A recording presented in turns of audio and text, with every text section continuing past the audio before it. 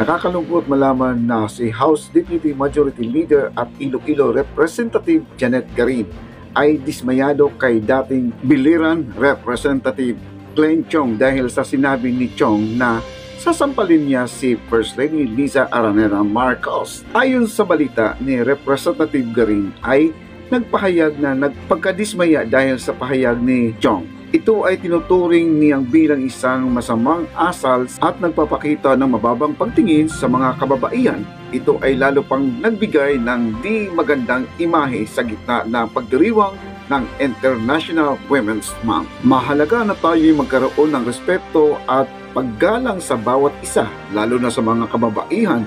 Ang paggagamit ng karahasan o anumang uri ng pag-aabuso ay hindi dapat naging bahagi ng ating pag-uusap o pagkilos.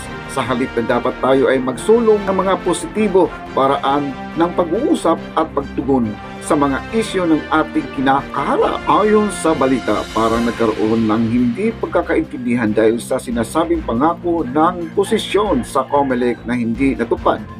Nagpahayag si Chong na kanyang saloobin tungkol sa sitwasyon at mukhang hindi siya natutuwa sa mga pangyayari. Samantala, sinabi na rin ni First Lady Liza Araneta Marcos na hindi na uso ang paninira at pambabaptikos. Ito ay naipahayag niya sa isang karavan sa dinaluhan niya sa La Union. Ang ibig sabihin ni First Lady Liza Marcos na hindi na uso ang paninira at pambabatikos ay nagpapahiwatig siya ay dapat tayo mag-focus sa mga positibo at konstruktibong paraan sa pakikipag-ugnayan sa halip ng mga negatibong aspeto tulad ng paninira at pambabatikos. Ito ay isang panawagan para sa mga malasakit at respeto sa isa't isa, lalo na sa larangan ng politika, sa halip na mag-concentrate sa mga hindi magagandang bagay o sa mga pagkakamali ng iba.